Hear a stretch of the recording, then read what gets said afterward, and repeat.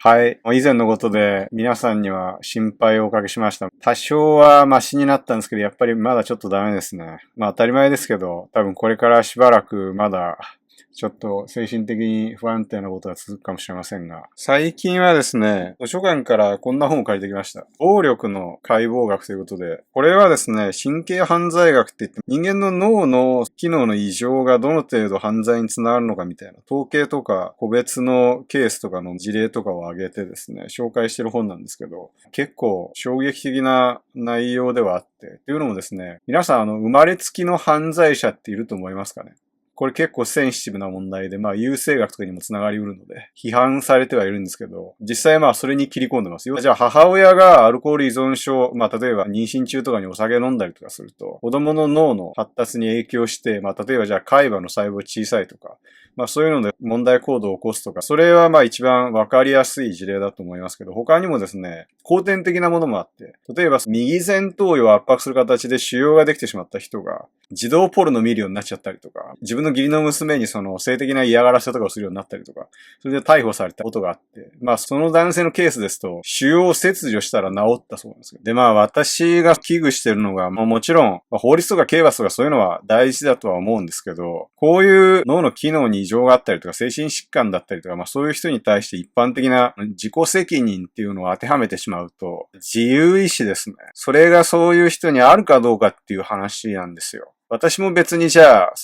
精神障害の人が犯罪を犯したら、免責される責任が完全にないっていうふうに言うことはできないとは思いますよ。だけど、実際じゃあ本人になんでやったのって聞いた時になんでか自分でもわからないみたいなことが起こるわけですよ。てかじゃあ私自身の話をしますね。私は躁うつ病ですね、おそらく。おそらくです。診断名としては、広範性発達障害、プラス、その二次障害でうつ病になっているみたいな、そういう感じです。で、具体的な症状といたしましては、症状ひどくなった頃、私実は、警察のお世話になったことあります。逮捕はされてないですよ。駐車違反ですね。路駐して違反金払いました。で、これはですね、バイクを止めたことを自分で忘れてしまいました。認知症のおじいさんみたいな感じですけど、本当にあったんですよ。私、要するに症状がひどくなると、記憶力というか注意が持続する時間がすごい短くなってしまって、自分が何してたか忘れちゃうんですよね。例えばじゃあ夜間を火にかけたまま外出てっちゃう価値になっちゃうじゃないですか。そういう危ないこととかもあったし、みたいな。バイクに鍵刺したままどっか行っちゃうとか、そういうこと結構あって。だから、症状一番ひどかった時はね、そんな感じだったんですよ。で、じゃあ警察に違反金払いながら、今度は気をつけてくださいねって言われた時に、いや、ちょっと気をつけるのが無理。わかんないかもしれないですけど、症状が出ちゃうと、もう自分の意思とか判断能力じゃないんですよ。はっきり言って。だから、それを防ぐのっていうのはちょっと自助努力では不可能に近いんですよ。確かにじゃあ別のやり方でその気をつけることは、例えばじゃあ薬を飲んで治療するとかね。ちなみに私はそれをやりました。今ですね、だいぶマシになって、ある程度の判断能力が戻ってきました。なんですけど、もう個別のケースについて、じゃあさっきのような風に言われてしまうと、それは、その転換の人に転換の症状をぶっ倒れないでくださいね、みたいに言うみたいな、ちょっと無茶苦茶なんですよ、私からすると。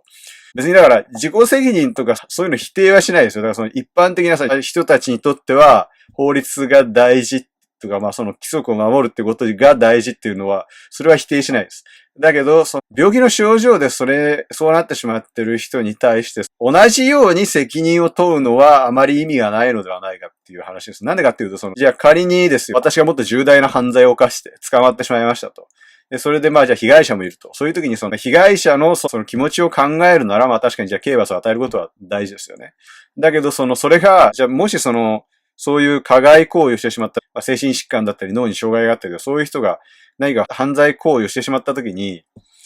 刑罰で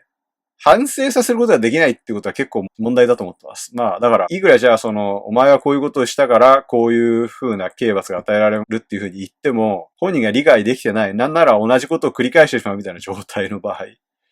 あんまり意味がなくないですかみたいな。じゃあ、例えばですけど、私じゃあ、具体的にじゃあテレビ番組批判しますけど、万引犯とかを、顔はモザイクかけてますけど、撮影して、晒し上げてるような、そういうような番組あるんですよ。私はですね、じゃあ実際に万引犯が人を苦しめて本当に喜んでるタイプだったら、まあ、それはまあ、そうされてもしょうがないかなって、まあ、ある程度は納得できるんですよ。だけど、じゃあ、認